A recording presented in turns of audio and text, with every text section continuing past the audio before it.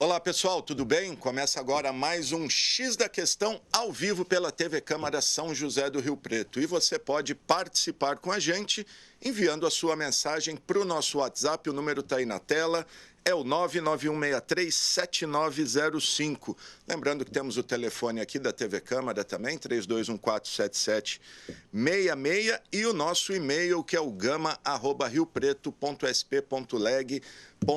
E como você já sabe, estamos ao vivo também pelas nossas redes sociais, estamos lá no Facebook, Câmara Municipal de São José do Rio Preto, e também no YouTube, TV Câmara São José do Rio Preto. Aproveita, curta, compartilhe nossas páginas, que é muito importante para a gente. Bom, e no programa de hoje, gente, olha só, recebo o ex-deputado estadual, ex-deputado federal, Vaz de Lima, né? O deputado que, depois de um período aí sabático de alto exílio em São Paulo, retorna a Rio Preto de olho aí nas articulações políticas para a disputa eleitoral de 2024. O Vaz veio aqui, vamos falar de tudo, política, partido, a trajetória dele, como é que estão as coisas e tudo mais. Agradeço demais o deputado. E antes de a gente começar, deputado, tem só um breve videozinho. O presidente Paulo Paulera ficou sabendo que o senhor viria aqui, ele não pôde estar presente, gravou uma breve saudação para o senhor. Vamos conferir aí?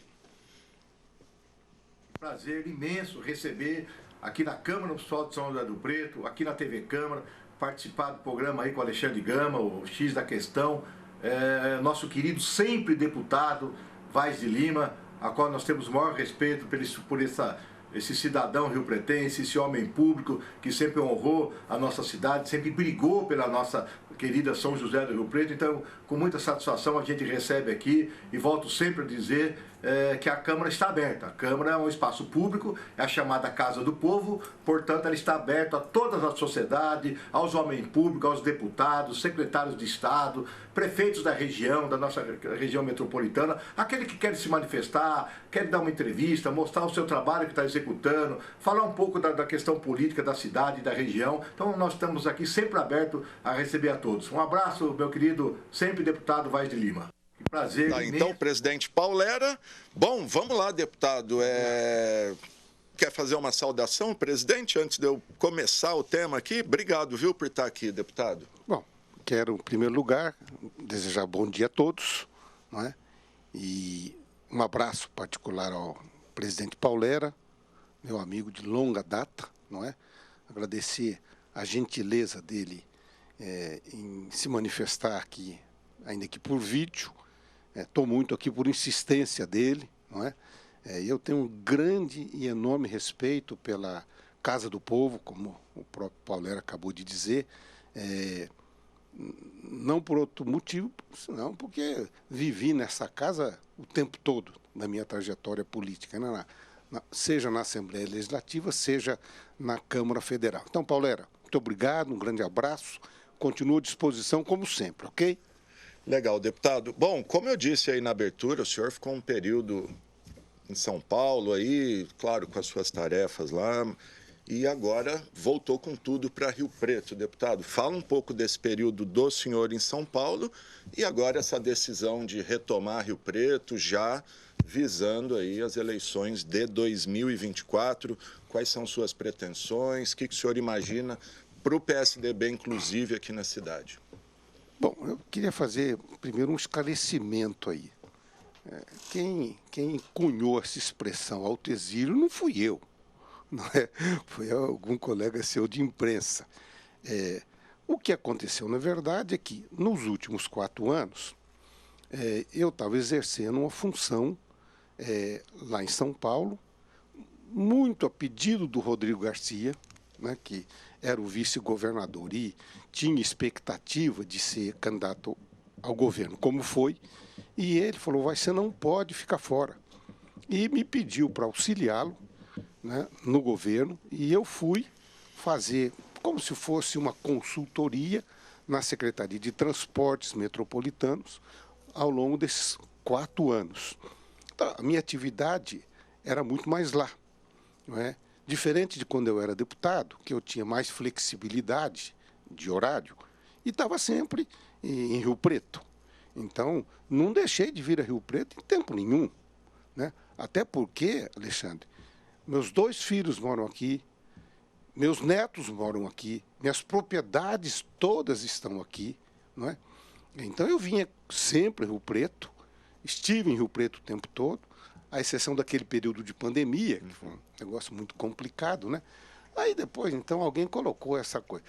O que eu diria era assim, eu e a Ivani e os filhos fizemos um entendimento para ficar um período sabático. Vamos chamar, esse é um período, eu acho que é o termo mais correto. Eu acho que é melhor, não é? E, em que nós não nos envolveríamos nas eleições diretamente. Assim, não me envolvi na eleição de 2020, até porque era auge da pandemia, estava todo mundo aí sim autoexilado em casa, não é? E nem me envolvi diretamente na eleição de 2024, de 2022, a despeito da grande força que fizeram para que eu fosse candidato. O que eu fiz na eleição de 2022 foi dar uma assessoria ao Rodrigo Garcia, que eu gostaria que tivesse sido eleito governador de São Paulo. Não foi, perdemos nós. Muito bom. Bom, agora o senhor retornando, tem mantido contato aí com lideranças, né? Quase diariamente a gente vê o senhor no jornal, está com o prefeito, está com os deputados, enfim, esteve aqui na Câmara com o presidente Paulera. Qual que é o projeto do senhor? O que o senhor projeta para a política de Rio Preto? Estamos aí às vésperas, já falta um tempo, tal, mas estamos às vésperas da sucessão do Edinho Araújo, que não pode ser candidato. Então, perfeito. Sempre que a gente não tem o prefeito à reeleição, a gente tem uma avenida aí para quem pretende se candidatar. Deixa eu contar um pouco sobre isso daí. Evidentemente, ninguém é parlamentar, ou ninguém é prefeito, ninguém é governador sozinho, né? Você tem o seu desejo, a sua vontade, mas ou você amealha um grupo para lhe dar sustentação, ou o seu projeto fica um projeto muito pessoal e fadado ao fracasso. Evidentemente, eu tenho um grupo, né? Não à toa que eu me elegi 6 vezes consecutivamente, estadual e federal, não é? Foram 5 estadual e uma federal, é isso? E uma federal, eu fui para Brasília e depois acabei voltando para cá por problemas familiares e tal, aí com meu sogro, com minha sogra e tal. Estavam doentes, coisas desse tipo. E este grupo que sempre me deu sustentação, lembrando que em Rio Preto, eu penso que em todas as eleições, à exceção da última, que foi da 18, na de 2018, eu fui o segundo mais votado em Rio Preto, desde a primeira. Nunca fui o primeiro, sempre fui o segundo mais votado em Rio Preto. E completava com a região e com o Estado como um todo a votação necessária para eleger, muitas vezes com bastante... bastante sobra, né? Diria sobra, mas com bastante reconhecimento, não é? Este grupo que me dá sustentação me procura e diz, olha, o senhor sempre foi refratário em ser candidato a prefeito, porque sempre nos disse que o senhor tinha muitos compromissos na região e no Estado como um todo, e o senhor sempre foi refratário, né? Mas agora o senhor não tem mais esse problema, né? Agora o senhor está livre para ser candidato a prefeito em Rio Preto, para dar andamento, junto com a dona Ivani, do trabalho que vocês fizeram ao longo de tantos anos em benefício da cidade. Argumentando, não há lugar na cidade onde a gente passa que não haja a marca do Vaz de Lima. Em obras, em serviços, setores diversos, né? Pessoas que andam pela rua e nos param para agradecer o que ou a Ivani fez, ou eu fiz por elas, e pelos bairros, pelas entidades, enfim. E isso me sensibilizou. Falou, o Edinho agora não é mais candidato, tá? Então o senhor está em todas as condições de colocar o seu nome para ser avaliado, né, para futura disputa. E assim está sendo. E eu criei, Alexandre, um roteiro. Essa coisa é o seguinte, a gente nunca consegue cumprir todo o roteiro que a gente faz. Né? E eu tinha feito um roteiro de realmente retornar às atividades aqui políticos sociais em Rio Preto, não é? Mais intensamente. E tinha feito o seguinte roteiro. Eu vou chegar em Rio Preto no dia tal, te digo o dia até, no dia 30 de março, vou nos dias sequenciais, visitar a Câmara Municipal do Paulera e vou visitar o Edinho e vou comunicá-los da minha decisão de colocar o meu nome na disputa do ano que vem. Um colega seu, uma colega sua, jornalista, descobriu por antecipação esta minha ideia. E me ligou uma semana antes, 10 dias antes. Eu não podia negar a intenção, porque depois eu teria problema lá na frente. Então, houve um furo, digamos assim, posso citar nomes aqui? Claro. Tá? Houve um furo da Marilena Crove, do Diário da Região, do Diário da editora Região, de política. não é? Editora de política, né? Que me liga para confirmar, o deputado está correndo um zum aqui assim, papapá, né? Falam até que o senhor já comprou um escritório lá no Georgina para montar o escritório e tal e tal. Bom, então ela tinha as informações, eu não podia negar, né? Ela diz, ó, a sua fonte só falhou numa coisa, eu não comprei escritório lá. O que eu comprei lá foi um pequeno apartamento para servir de base aqui para mim, não é? Quando eu precisar. Só isso, não é? Bom, aí saiu no jornal e tal. Então, eu encontro o Edinho lá no lançamento do Georgina, na entrega do Georgina, e combinamos de eu visitá-lo. E eu disse para ele, olha, meu roteiro era outro, não era que você soubesse pela imprensa. Eu queria que você soubesse da minha boca a minha intenção, assim como gostaria que o Paulera soubesse. Né? Mas, enfim, a vida não é como a gente quer. Não dá para controlar a imprensa, né? Então, a história é essa daí. O deputado, então, bom, está aí o deputado admitindo, reconhecendo, colocando o nome para 2024. Do grupo do senhor, assim, desse grupo que o senhor orbita, enfim, temos aí... quem mais o senhor vê como candidato aqui em Rio Preto? O senhor, então, das conversas que o senhor tem, o que o senhor sente de nomes que nós temos aí, além do senhor? Então, de lá para cá, eu conversei com bastante gente, não é? Tenho conversado, não é? Com bastante gente. Aproveito todas as ocasiões para conversar de política. E que nomes eu ouço aí, não é? Eu ouço o nome do deputado Itamar, ouço o nome da coronel Helena, ouço o nome do ex-prefeito Valdomiro Lopes. Né? Sempre. Mas ouço também outros nomes. Né? Eu ouço, por exemplo, que o Fábio Marcondes, se tiver oportunidade, quer ser candidato. Então, nós não podemos excluir o nome dele. Tem falado que está com um partido grande, o maior partido ele hoje tem um do grande Congresso, partido, né? tem, na cidade ele tem uma penetração.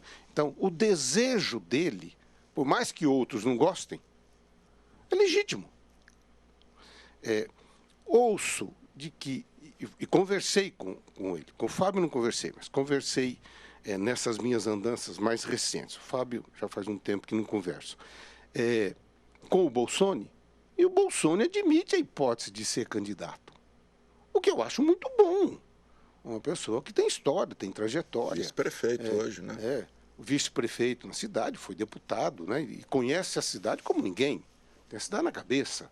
Ajudou a construir a cidade. Né? E ouço também que o secretário Ulisses gostaria de colocar o seu nome. Estou fazendo um trabalho lá na secretaria dele é de... Serviços Gerais. Serviços Gerais. Conversei com o Ulisses, ele se coloca. E ouço, no paralelo, nunca ouvi da boca dele, até porque não conversei com ele, que, eventualmente, o coronel Fábio Rogério Cândido, comandante da PM. Comandante, o coronel Fábio Cândido, poderia ser um nome, leio aí pela imprensa, que ele não se coloca. Mas eu ouço... ele teve aqui, eu perguntei para ele, ele deu uma... Não falou nem que sim, nem que não, né? Não, ele, quer dizer, não se colocou, até porque está numa função, está cumprindo o seu... Então, imagina, nós temos um leque de nomes. A dizer uma coisa, o Alexandre, eu faço política a vida inteira, né? O Vani e eu temos vocação para isso, nós gostamos de fazer essa coisa. A primeira campanha que eu fiz, organizada, o Vani e eu, fizemos como, chamaríamos hoje, como coordenadores ou marqueteiros de uma campanha política lá em Bebedouro. O Vani e eu. Nós tínhamos 22 anos. Tá? E a campanha foi exitosa. Eu saí chefe de gabinete da campanha, do prefeito, e ela saiu diretora, na época acho que não era secretária, de assistência social.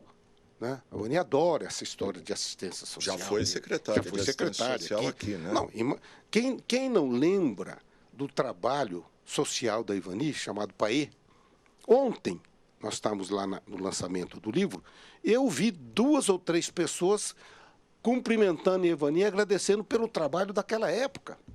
Olha, meu filho, ou eu, não sei o quê, papapá.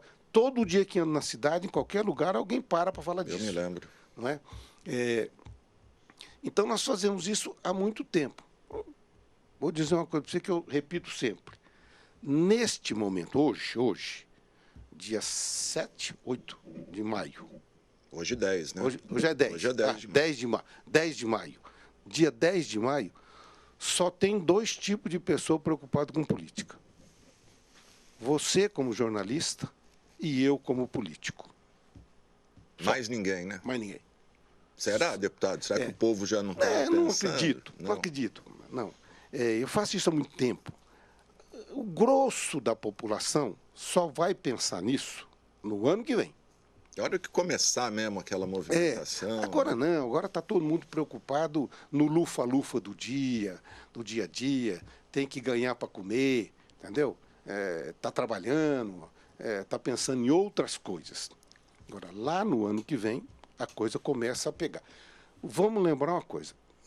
Outro dia me mandaram, depois que eu fiz uma visita, me mandaram um frontispício, a capa do Diário da Região, de setembro do ano de 2020. E a capa era, o Diário tinha feito uma pesquisa, era na forma de cavalinho. Era o Edinho em cima de um cavalo, Valdomiro em cima de um cavalo, eu em cima de um cavalo, e aí ia. Mundo de coisa. Naquela eleição, dos 6 ou 8 cavalinhos que eles colocaram em setembro, sabe quantos foram candidatos? 2. Edinho e Helena. Não, eu acho que o João Paulo Rilo... Não foi o João Paulo, acabou sendo foi o Marco. Marco Rilo. O Marco Rilo. Entendeu? Setembro, nós estamos em maio. Né? Eu lembro sempre de eleições. Né? Na eleição de 2000, que eu fui muito assediado para ser candidato, e a candidata acabou sendo a Ivani, não é? É uma eleição de 6 candidaturas. No começo do ano, não tinha nome.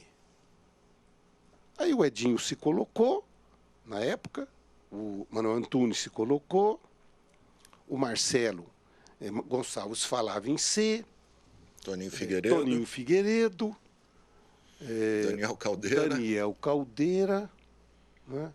Então eram 6. E Ivani. E a Ivani, não é? O Alexandre, na primeira pesquisa que saiu, era março, talvez, o nome da Ivani nem aparecia. Era traço. O do Valdomiro... O Valdomiro foi também. Valdomiro também, exato. O Valdomiro era estourado o primeiro na pesquisa. Estou falando de 2000. 2000. O Valdomiro chegou a ter, parece que 40 e poucos por cento numa Datafolha, que a Ivani era traço. Começa a campanha. As composições, a Ivani chegou um momento da campanha, começo de setembro, que ela podia ganhar no primeiro turno. Sim. Você lembra disso? Você estava no diário. Liderou por um bom tempo. Bom tempo. E o Edinho lá embaixo, 2%. E o Edinho lá embaixo. Em 15 dias, 15, a situação modificou. Porque todos se juntaram contra a Ivani na época. Não é que estava lá na frente, era natural que acontecesse isso. E naquela eleição, olha que coisa maluca, a Ivani teve o dobro de votos na urna do que o Valdomiro, que liderou durante um bom tempo. Isso é eleição. Eleição não é agora, isso é tudo Como bobagem. diz, é como nuvem, né? Cada momento está de um jeito. Isso é tudo conversa. Para nós que precisamos. Sim. A imprensa que precisa preencher o seu tempo e informar a população. E hoje não é só imprensa, né? Hoje é rede social. Isso é um negócio fantástico. Acho que mudou. Mudou completamente o jeito de fazer campanha, de fazer política, de fazer campanha. E eu queria falar um pouco disso, não deixar para outro bloco aqui, para outra coisa. Então, eleição agora interessa para estes atores. E, eventualmente, para um ou outro que tem um interesse muito forte na pessoa do prefeito ou da prefeita, ou interesses muito arraigados aí. De resto, as pessoas estão pensando em produzir, em ganhar... Viver, né? Sobreviver. Sobreviver, né? Atualmente sobreviver. Deputado, PSDB, o seu partido, por décadas aí foi o principal partido, não sei se do país, mas no estado de São Paulo não tinha para ninguém, o partido mais forte, maior número de prefeito, governador, enfim, dava as cartas e na última eleição aí a gente viu a derrocada, pelo menos em termos estaduais, do PSDB. Rio Preto também temos aí um vereador, o Renato Pupo, né? Como é que está Elegeu dois, né? Elegeu dois, um saiu, né? O Bruno saiu. O Bruno saiu. Como é que está o PSDB em Rio Preto? Qual o futuro do PSDB no estado de São Paulo? O que o senhor pode dizer para a gente? Lembrando que o Vaz já foi presidente da Assembleia Legislativa pelo PSDB, chegou a assumir o governo do estado pelo PSDB, na ausência do titular, como presidente da Assembleia. Enfim, e hoje o PSDB aí meio sem identidade. O que o senhor pode dizer para a gente? O que vai acontecer daqui para frente? Então, vamos lembrar, o PSDB nasceu em 1988, não é? Eu ingressei no PSDB em 1989, pelas mãos do Serra, por causa da nossa atividade comum, não é? Na área aí de tributação, finanças, tal, minha área de atuação, né? Sou fiscal de rendas aposentado com muito orgulho, né? Por concurso, com muito orgulho, depois de 40 e tantos anos de serviço, quase 50 de... Aí eu entrei no PSDB. Naquele ano de 88, o candidato aqui a prefeito foi o Feitosa, que era vereador, Carlos Eduardo Feitosa. Em 89, foi quando eu entrei no PSDB, nosso candidato à presidência da República era Mário Covas. Então, eu fiz a campanha do Mário Covas, já em 89. Em 90, o Mário Covas virou candidato a governador. Olha, mais uma coisa para voltar na conversa anterior. Mário Covas começou aquela eleição com 46%. E o Fleury, que tinha como vice o Aloysio Nunes daqui, os dois daqui. Dois de Rio Pretense. Né? Começou com 2%. E não é que o Quércia, toda a sua trajetória, história, e com a máquina, consegue colocar o Fleury no segundo turno contra o Maluf. E o Mário Covas, que começou com 40% e caiu para 12%. Eu quero que fique registro disso, para falar. Eleição de Rio Preto está absolutamente aberta, aqui e em qualquer outro lugar, neste momento. Nós só vamos falar de coisa, de política para valer lá no ano que vem. Né? Então, só para todo mundo que está me vendo, me ouvindo, ou quem queira repercutir, diga isso. Vai estar dizendo, abertíssima. Vão aparecer outros atores, inclusive. Não são só esses que nós citamos no começo, não. Aí, em 94, o PSDB já estava com mais estrutura e ganhou a eleição com o Fernando Henrique, lá em 94, com o negócio do Plano Real, lembra, todo mundo lembra, estabilizou a economia e tal, ganhou no primeiro turno. E aqui em São Paulo, ganhou a eleição o Mário Covas. Foi essa a minha primeira eleição. Aí me tornei deputado. Em 98 se repetiu isso. Fernando Henrique ganhou lá no primeiro turno. Mário Covas aqui foi para o segundo turno e ganhou também. Estamos falando já de 98. Em 2002, aí entrou o Lula. 2006 o Lula. Mas o PSDB foi para o segundo turno. Com o Serra, né? Com o Serra, de uma vez, e depois a outra vez com o Alckmin, né? Com o Alckmin. Foi até aquela que o Alckmin conseguiu ter menos votos no segundo turno do que no primeiro, história, né? Essa história. Você vê, a vida é um negócio louco, né? E hoje o Alckmin é o vice do Lula. do Lula, né? E aí entrou 2006, foi a Dilma e o Serra foi para o segundo turno.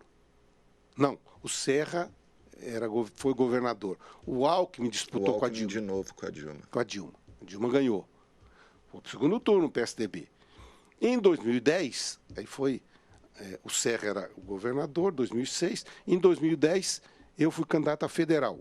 O Serra foi candidato contra a Dilma. E a Dilma ganhou a eleição de novo. Não, foi o Aécio, não foi? O Aécio foi 14. 14, isso, verdade. Né? O Serra desincompatibilizou. Né? Eu participei de tudo isso. Né? Não sei agora é candidato federal, porque você vai me acompanhar para ser o que quiser em Brasília, se eu ganhar a eleição. Acabou não ganhando. Mas tinha muitos amigos em Brasília. E depois, em 14, o Aécio. Então, eu imagino, para responder seu questionamento, que o início do problema do PSDB com a população se deu em 2014, na eleição de 2014, em que a Dilma, tendo ganho, boa parte da população já estava com o PT por aqui.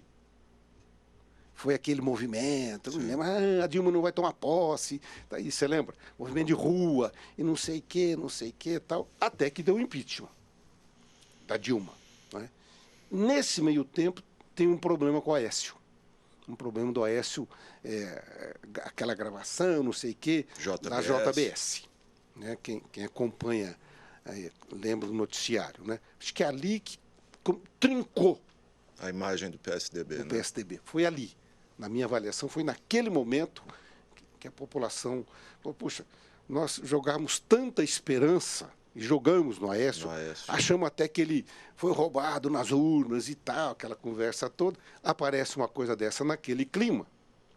Quebrou a imagem. Quebrou a imagem. Aliás, vou te dizer, foi aí que começou o Bolsonaro. Exatamente. Entendeu? Ali surgiu a faísca E eu fui colega do Bolsonaro, nós fomos colegas juntos, trabalhávamos na mesma comissão. Eu presenciei muitas das conversas do Bolsonaro, porque estávamos toda semana no mesmo espaço. Não é? Isso foi a fagulha para surgir, não era o Bolsonaro naquele momento, não é? Uma outra figura, uma terceira figura, que não fosse essa demanda PSDB e PT. E quem estava com o Bolsonaro foi muito hábil de pegá-lo, porque ele era o estereótipo daquilo que se imaginava naquele momento para o país, né? Os valores que ele pregava coincidiam com os valores que esse povo queria, nessa turma queria, tal, e vai. E soube como atingir o PT na alma, né? E aí uma coisa, volto a falar aqui, eleição hoje se decide em rede social. Quem conseguir entrar nisso, porque isso se comunica na hora, né? Agora eu estava vindo para cá, liguei o rádio na Interativa. E achei uma coisa muito interessante. Estou ouvindo um programa ao vivo, na hora, está acontecendo no momento, do Vaticano. Era um noticiário do Vaticano para os países de língua portuguesa. E estava acontecendo lá, não gravou. Entendeu? Essa é a mudança que está acontecendo na comunicação. Outro dia eu brinquei com você em algum lugar, é que você é muito jovem, né? A minha filha mais nova tem mais idade que você. Quando eu estudava, quando fui estudar em São Paulo, quando eu encontrei Ivani, eu podia falar disso também,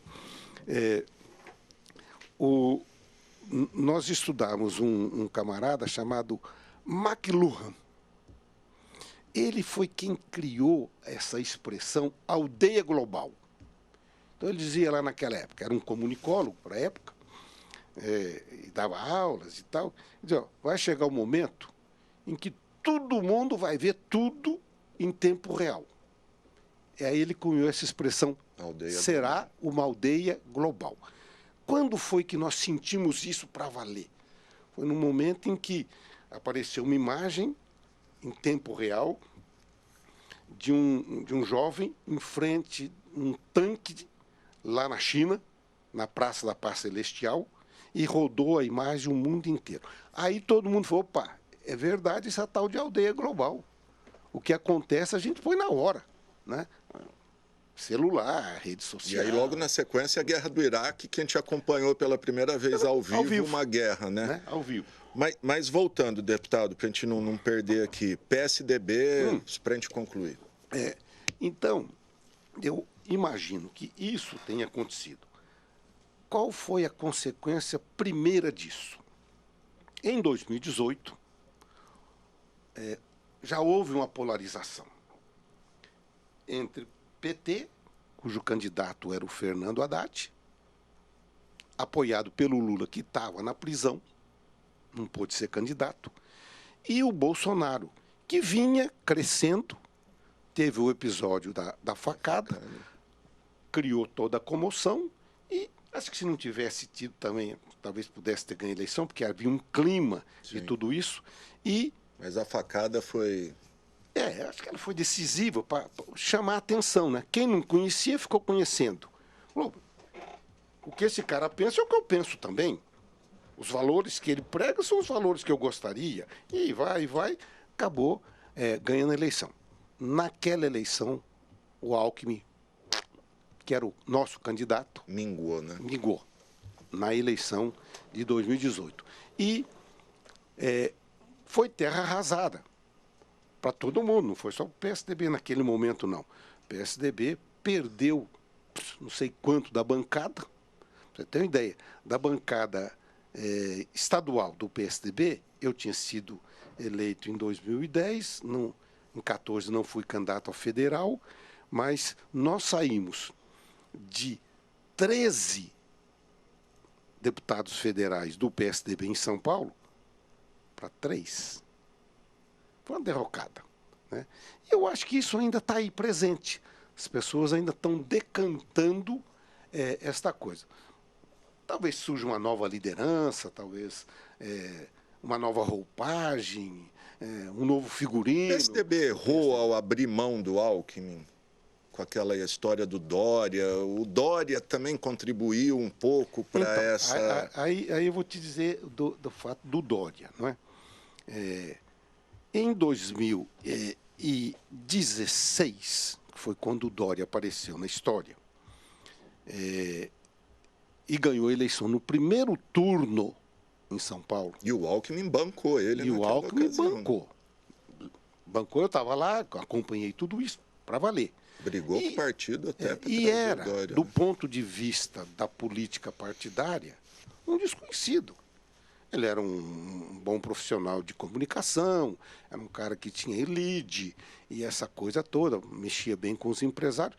Mas naquele momento, vamos lembrar, foi exatamente no momento em que estava no impeachment, tinha acabado o impeachment da Dilma. Até aquele clima de antipolítica, né? Não queremos político. Não queremos político, não queremos nada.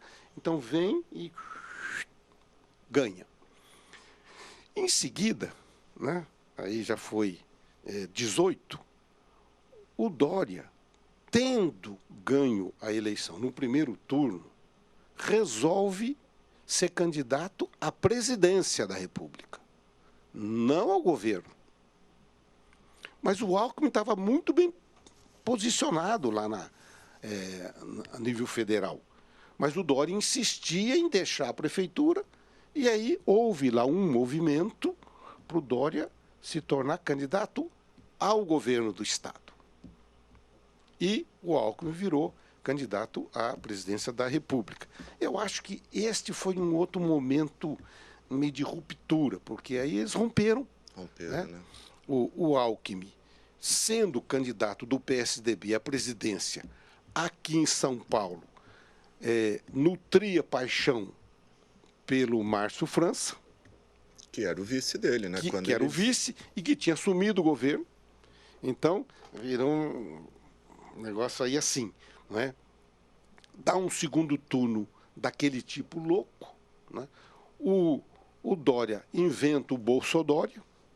Você imagina o que virou no meio do partido isso, né? Essa coisa toda. Aí o Dória entra, começa a fazer o governo. E quero reconhecer, o Dória, como governante, governador de São Paulo, ele não foi mau governante, não foi bom governante, né? Eu acho que ele cumpriu bem o papel dele, não deixou... Como gestor, né? Como gestor e tal, né? Não desestruturou, não. Com um papel fundamental exercido pelo Rodrigo, que era, na verdade, o operador da máquina, não é? Que fez isso com brilhantismo, fez muito bem esse papel. Mas aí ele forçou muito a barra para ser o candidato à presidência, né? E no episódio da pandemia, que nós temos que dizer, ele foi importante no negócio da vacina, mas, na minha avaliação, desastroso na comunicação. Conseguiu fazer o bem e as pessoas ficaram com raiva dele. Sim. A ponto de não conseguir internamente, mesmo tendo ganho uma prévia do Eduardo Leite, se viabilizar. Ele não se viabilizou. Porque a base do PSDB dizia, isso é suicídio, será um vexame maior do que foi o Alckmin. E foram lá, falaram, velho, não dá para você ser candidato à presidência. Você vai... O pouco que o PSDB tem, você vai esfarelar tudo. O PSDB aconteceu isso e é isso que está acontecendo. Quer dizer, agora tem que repensar. E aqui em Rio Preto, deputado? Por isso que quando eu resolvi, com a Ivani, com a minha família, colocar o meu nome, né, a pedido deste grupo de amigos, eu fui ao seu Manuel, o Manuel Gonçalves, que é o presidente do PSDB Rio Preto. Rio Preto, e o secretário da Habitação. Não é? E disse para ele, olha, vou fazer este movimento, não quero constranger o PSDB. Mas como assim? Não quero constranger, porque nós não conversamos entre nós. Agora, eu tenho uma história, junto com a Ivani, de bem-estar para a cidade. Nós temos coisas que conquistamos na nossa trajetória para a cidade. Então, vou me colocar em nome da nossa história, da nossa trajetória e daquilo que sonhamos juntos por Rio Preto, né? Temos ainda sonhos para concretizar por Rio Preto que nós não conseguimos concretizar. Eu, enquanto deputado estadual ou federal, A Ivani, enquanto secretária da assistência ou superintendente do SEMAI, foram as funções que ela ocupou. E vice-prefeita, né? E vice-prefeita, foi quando ela acumulou com o SEMAI. Então, nós temos história. E nós queremos colocar esta história para a população e chamar cada segmento da população e dizer para cada segmento o que nós sonhamos para a área da cultura, para a área do esporte, para a área do lazer, para a área do empreendedorismo, né? O que nós sonhamos na parte viária da cidade, quer dizer, na parte social. A Ivani tem o social no DNA, né? Gosta demais disso. Como nós vamos trabalhar isso? Quando a Ivani foi secretária de assistência, a Ivani, acho que todo mundo sabe do que eu vou falar, lá na área da saúde, o atendimento à população é feito através dos postos de saúde, nas unidades, né, de saúde. Na área da assistência, também tem lá a sua chama CRAS, né, CRAS. E o especializado chama CREAS. Né? Então, você tem aqui, por exemplo, agora um CREAS de morador de rua. A Ivani pegou, se não me engano, acho que não vou errar muito não, com 3 CRAS, esses postos de assistência social, e deixou, se não me engano, com 9. Tinha um CREAS, deixou com 3. A ação da Ivani, enquanto secretária de assistência, Alexandre, você acompanhou isso também, foi tão reconhecida que na reeleição do Valdomiro, ela não era vice do Valdomiro, era o Gaber. O Gaber. Não é? As pesquisas davam a Ivani com 17%. Eu me lembro que na época quase se cogitou ela sair candidata, entendeu? Até, né? Aí chegou um momento que até o próprio Valdomiro cogitou não ser candidato, estava naquele momento mais difícil da gestão dele, lembra? Tinha tido aquelas acusações contra ele, que depois ele foi demonstrando na justiça aí a coisa tal. Uhum. E nós falamos para ele, não, você tem direito de ser candidato, você tem a reeleição, não é? Foi quando, não, então traz a Ivani de vice, a Ivani tinha 17%, traz a Ivani de vice que nós liquidamos a eleição no primeiro turno. E foi o que aconteceu. Sim. Aliás, vamos lembrar, nessa eleição o Edinho queria ser candidato e não foi. Quem que o Edinho apoiou? O Bolsonaro, né? João Paulo Rilo. Ah, é o Rilo. E deu a Maureen de vice para o Rilo. Verdade. Na de 2008, sim. O Edinho apoiou o Bolsonaro em 2008. Apoiou o Bolsonaro e foram para o segundo turno. João Paulo Rilo e Valdomiro. Naquela o João Paulo quase levou, né? Deu um trabalho. Né? João, você deu um trabalho para nós para ganhar a eleição de você naquela eleição. Aliás, não podemos esquecer o nome do João aí também. Para disputa aqui, né? Desculpa, quero fazer essa ressalva. Ouço muito o nome do João Paulo, já que ele é o candidato que poderia ser o candidato aqui de toda a esquerda, não é? Eventualmente apoiado pelo presidente Lula. Foi o que aconteceu naquela vez. Sim. O Lula era o presidente. E o Lula estava com aquela popularidade de 80%. Não é? Então, isso tudo pode acontecer na eleição para o ano que vem. Então, respondendo. Então, eu falei para o senhor Manuel, vou fazer o meu papel. A questão partidária, a gente vai discutindo aí ao longo do tempo, até porque tem muita coisa acontecendo nessa seara. A questão de militância, deputado, o PSDB não está um pouco carente de uma militância mais jovem, novas lideranças? Como que o senhor vê isso? Que a gente vê, parece está muito focado nas mesmas pessoas. Então, o partido, no plano nacional, até que está fazendo uma tentativa, né, com Leite, a figura agora do Eduardo Leite, né, que é o governador do Rio Grande do Sul. Então, está fazendo uma mudança. Agora, neste ano, vai haver eleições, desde o plano nacional, estaduais e municipais. Eu acho que aí é uma tentativa de fazer essa oxigenação, vamos chamar assim, não é? Mas lembrar o seguinte, da minha experiência política, ok? A população, estou falando do povo de modo geral, Depois que pega a birra, velho, é duro, é duro. Olha, fala a verdade. O PT ganhou a eleição com o Lula. Mas ganhou por 2 motivos. Primeiro, porque era o Lula, então ele conseguiu ressuscitar tudo aquilo que já tinha feito, né? Trouxe lá no Nordeste. No levou no peito essa eleição, né? Porque o que... E na minha avaliação, teve um outro fator.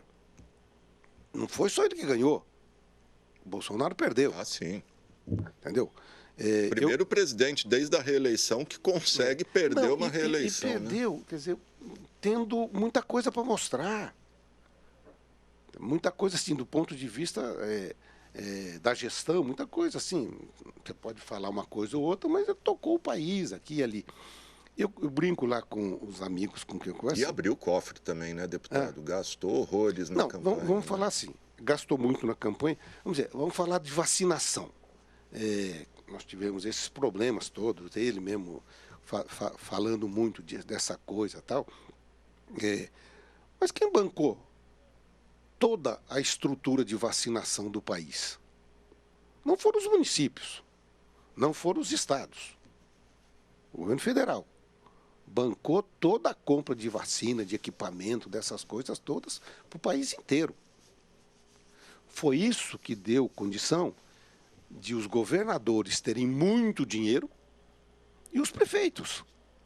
Porque naqueles quase 2 anos de pandemia, né, a despesa primária dos governos foi nada. Estava tudo fechado.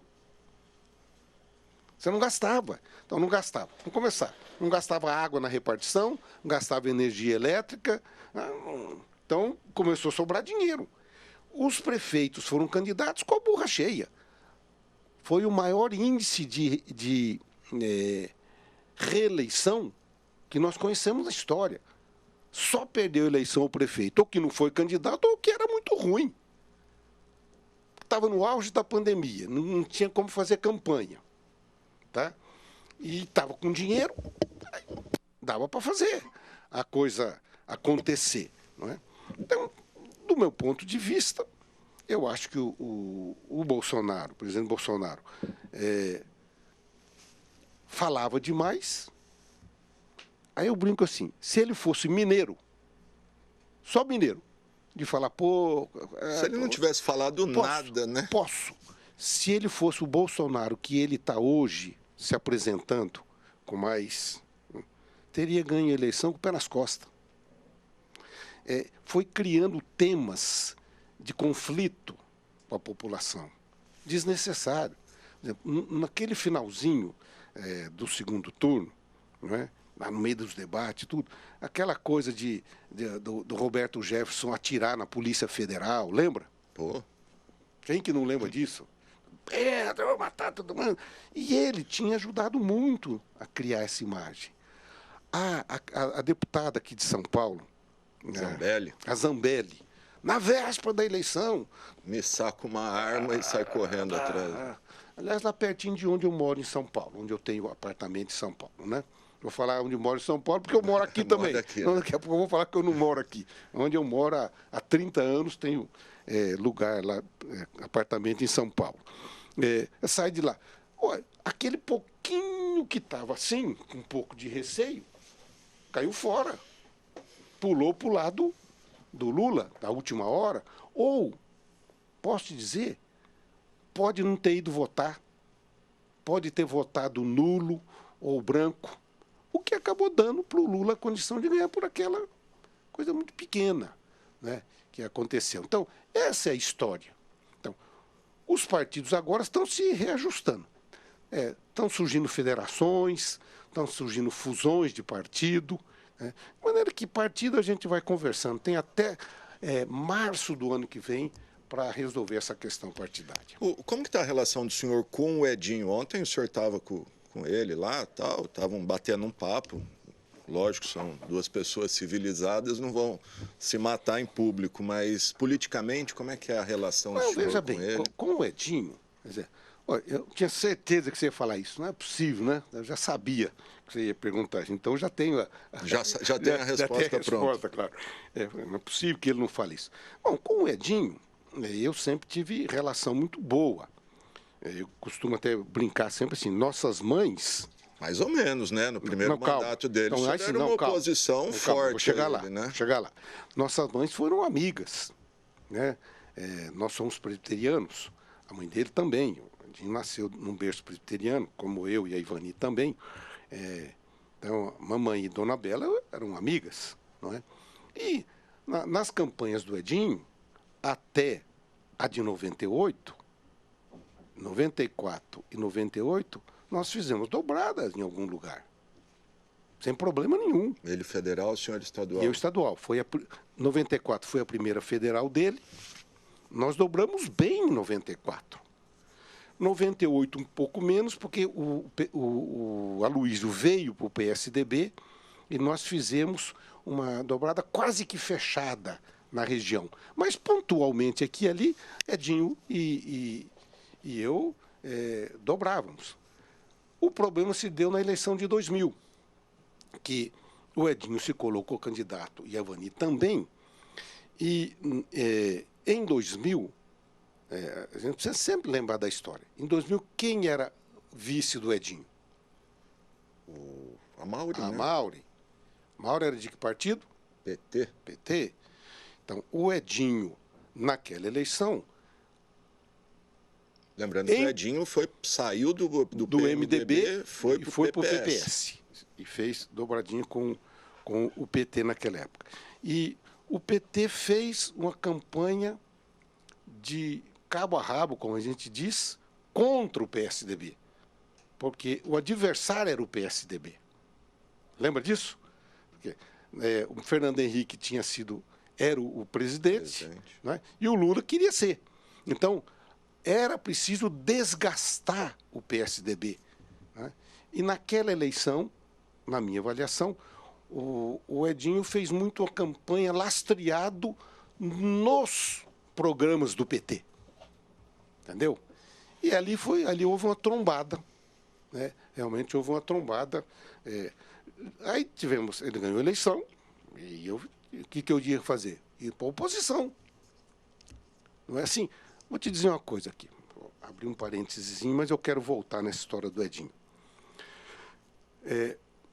Para mim, a maior virtude do político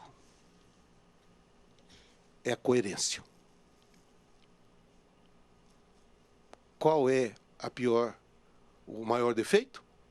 A incoerência. Então você tem que ser coerente naquilo que você faz. Não é? Eu acho um horror essa coisa de muda para um lado, muda para o outro, muda para o outro. Não, eu sou PSDB a vida toda, você sabe disso. Agora que estou começando, né, não tenho mandato, agora estou começando a pensar nessas coisas partidárias. Então, Mas por que? Cogita sair do PSDB, deputado? Por que não? Eu não sei o que vai acontecer daqui para frente. Não é? Não sei o que vai acontecer. Que rumos o PSDB vai tomar, não é? Esse PSDB que nós temos agora, presentemente, não é o PSDB que me agrada. O meu PSDB é o PSDB de Mário Covas, da coerência. Entendeu? Coerência. O Mário Covas era duro, mas era coerente. Não tinha meia conversa com o Mário Covas. Como não tem meia conversa comigo. Eu não me associo aos políticos incoerentes. Tá? Aos políticos né? Apesar nem lá, nem cá. Apesar de que brincam muito comigo. Você é vaselina. E você conviveu comigo, e quem conviveu comigo sabe que disso eu não tenho nada. Para mim, sim e não. Por coerência. Não dá para você ficar enganando as pessoas. Há uma parcela expressiva de políticos que gostam de enganar as pessoas que gostam de ser enganadas. É coisa interessante, não é só o político que engana, não. O povo, muitas vezes, procura para... Não tem aquele ditado, me engana que eu gosto? Entendeu? Então, eu não me associo a esse tipo de de coisa. Comigo não tem esse tipo de coisa. Não é? Eu sou coerente naquilo que prego, naquilo que falo. Não é? Eu quero continuar assim, eu não quero perder essa minha característica. Né? Agora, fechar o parênteses. Então, eu tinha que ser coerente. Não é? Vamos lembrar que, em 2002, teve eleição de novo. O Edinho estava mais associado ao PT, naquele momento, naquele primeiro mandato dele. Sim. Ele apoiou o Genuíno contra o Alckmin no segundo turno. Eu apoiei a Alckmin, que ganhou a eleição. Ele foi coerente, ele estava mais ligado lá, foi apoiar, não é certo? Aí, em 2004, Ivani foi vice do Manuel Antunes, fizemos uma campanha e tal, e eu acho que a partir dali... Ali também foi pau a pau, né, pau 2004. A pau. As eleições todas em Rio Preto têm sido, a não ser algumas aí... As reeleições... Nas reeleições. Nas duas últimas, né, do Valdomiro e do Edinho. Porque na outra... do Valdomiro e do Edinho. Então, a partir dali, eu acho que a coisa foi se distensionando. Pode dizer qual foi o momento que eu acho que começou esse distensionamento entre nós? O governador Mário Covas, durante a campanha da Ivani, tinha prometido para nós duas coisas. A FATEC. A Ivani foi lá falar com ele e perguntou assim: menina, me digam a única coisa para eu saber o que você pensa para a cidade. Uma coisa eu vou dar. A Ivani falou: eu quero levar uma FATEC para lá. E a FATEC veio para cá por causa deste ato político. Depois tem toda a tratativa, né? Acabou indo lá para o cadeião do Eldorado, beleza, tirou o presídio, colocou uma universidade, uma faculdade e tal. E a outra coisa que nós estávamos para implantar era o poupa-tempo, que está aqui. E o governador falou: ó, vai procurando lá coisa para a gente montar lá. Né? Então, eu estava procurando por aqui e tal. O Edinho tinha construído aqui uma coisa que era, não sei o que... Casa do Cidadão. Muito Casa obrigado. do Cidadão. Casa do Cidadão. E aí, enquanto eu estava procurando para implantar o poupa-tempo, ele tem uma conversa. Aí já era Alckmin, tinha morrido o Covas, e o Alckmin falou: ó, o Edinho procurou com uma coisa assim, assim, assim, assim. Para mim está tudo bem. Então, nós queremos atender a população. Né? Aí foi ali que começamos a fazer um ajuste e colocamos o poupa-tempo aqui. Essa é a história do poupa-tempo. Sim, eu lembro. Já está construído. Por que a gente vai alugar um outro negócio, construir uma outra coisa? Vamos fazer aqui. E a partir dali, aí depois de 2008. 2008 foi o meu melhor momento, eu acho, na vida política. Que eu, em 2007, virei presidente da Assembleia, você já fez menção disso aqui, não é? E teria, como teve a eleição de 2008. Se eu tivesse, naquele momento, vontade de ser candidato a prefeito, ser prefeito depende da população, né? Eu acho que naquele momento eu teria arregimentado muita gente, mas eu tinha dois compromissos. O primeiro é que eu estava muito envolvido na campanha do Serra, que achava que ele poderia derrotar Dilma e acho que teria sido melhor para o Brasil, na minha avaliação. Perdeu para Dilma e eu fui eleito deputado federal. Mas eu estava lá. Perdeu para o Lula, na verdade, né? Perdeu para o Lula, na verdade. Mas se o Serra tivesse ganho a eleição, Rio Preto teria um grande protagonismo lá, né? Na verdade, dois, porque teria o Aloysio lá também, né? Que foi eleito senador, e eu que tinha esse papel. O senhor não tinha compromisso com o Valdomiro nessa, ou não? O senhor apoiou ele depois porque não foi candidato, não, aí, mas tinha... Em 2008, muita gente me procurou, as pesquisas davam o meu nome em primeiro e tal, mas já não dá para ser. É ruim eu deixar nesse momento e tal. Quem não quer ser prefeito de Rio Preto? Um privilégio para qualquer um, mas não dá para ser. Então, foi aí que surgiu o quê? O Valdomiro, que tinha lá uma demanda com o Mané, né? Com o Mané. Naquele momento, o João Paulo já ia ser realmente candidato e o Edinho lançou o Bolsonaro, né? Aí o Valdomiro veio conversar, tal, ele, eu, o Rodrigo, tal. Só tem uma coisa, se você resolver o seu problema no partido com o Manuel, eu não vou ser candidato, e o Rodrigo também não, nós podemos bem apoiá-lo. E foi o que acabou acontecendo naquela eleição de 2008. Não é? Então, a partir dali, minha relação com o Edinho sempre foi mais tranquila, mas você viu ontem à noite, nós temos uma relação, não é só de civilidade, não. Acho que agora é um pouco mais. Fizemos muita coisa juntos para o bem da cidade. Aí. Muito bom. Vai buscar o apoio dele para disputar? Ou você acha que ele está comprometido já com o Itamar? Então, eu acho assim, ele está num partido político, o Itamar no mesmo partido. Porque se for ver, tirando o João Paulo, todo mundo que é candidato é meio próximo do Edinho aí, né? Eu acho natural, porque como o Edinho não é mais candidato à reeleição, não é? Ninguém vai disputar com ele, não é? E como ele também é uma pessoa que vai administrando bem essas coisas, não é? Eu fui falar com ele, não fui pedir apoio, evidentemente que não, acho que não é correto fazer isso.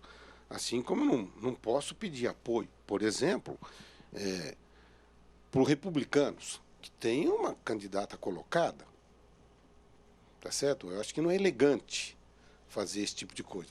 Da mesma forma como eu não posso procurar o Valdomiro e pedir apoio para ele nesta fase de pré, né? Então, tudo pré, não é? Porque ele é candidato. Não? Então, apesar de que estivemos juntos muitas vezes, então temos que esperar o jogo ir acontecendo. Vamos dizer assim, nós não estamos nem no primeiro minuto da partida.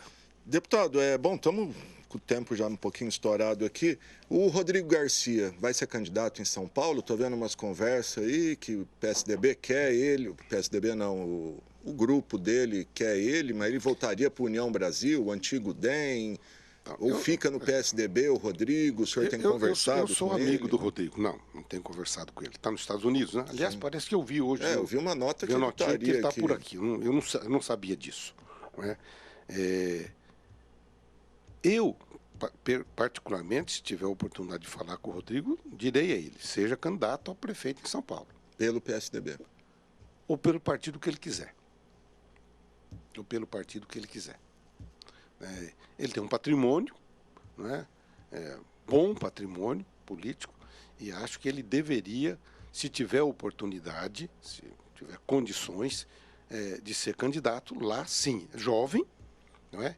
E tem muita coisa pela frente aí. E acho que uma não participação dele no pleito eleitoral do ano que vem pode atrapalhar o futuro dele. É muito tempo fora. É muito tempo fora. Então, eu presumo que ele deva pensar nesta possibilidade, sim. A questão partidária, aí ele tem que conversar lá, porque aí você tem que fazer uma avaliação, fazer uma boa pesquisa para ver o que está acontecendo, tal. Da mesma forma como nós vamos fazer aqui em Rio Preto, né? De sorte que em Rio Preto a posição é essa. Ivani e eu vamos participar do processo eleitoral. Pode não viabilizar também, né? Tem essa coisa. Mas, tendo oportunidade, queremos participar no processo eleitoral para contar a nossa história e para sonhar com a população coisas para Rio Preto. Eu tenho sonhos e gostaria de concretizar esses sonhos com Rio Preto. Legal, gente. Está aí o ex-deputado, sempre deputado, né? Vaz de Lima, do PSDB, pelo menos por enquanto, já admitiu aí que pode. Mas eu não acredito que o deputado saia do PSDB, não. Tem muita história para deixar o partido, né? Alexandre, então, essa coisa é uma coisa assim. Vamos fazer um parênteses assim. O Rodrigo foi PFL a vida inteira e DEM. E chegou um momento, por necessidade, ele precisou sair. Migrou para o PSDB. E migrou para o PSDB. E agora ouço falar aí que ele pode ir para a União Brasil, não é? E nesse caso eu não estou vendo incoerência, entendeu? Foi um momento, Sim. Aquele momento, para ele ser candidato a governador, o PSDB disse ao Dória: nós só topamos se o seu sucessor, Rodrigo, estiver no mesmo partido. Para não acontecer o que aconteceu na eleição anterior, que o Márcio França, que era PSB, assumiu o lugar do Alckmin, né? E por o Alckmin aqui não se elegeu, né? Claro, já é passado, não volta, mas o PSDB não errou de não apostar no Alckmin na última eleição em vez do Rodrigo? É que eu sei que já tinha os acordos, Dória, Rodrigo, mas o Alckmin liderava com uma folga tremenda, né? Assim, vou voltar a falar. Você sempre está falando e eu estou voltando no ponto. Liderar a pesquisa nesse momento não quer dizer nada. Tá certo. Deputado, muito obrigado. Obrigado você. Demais o bate-papo aí. Obrigado. Boa. Estamos sempre à disposição. Volte Também. Outras vezes.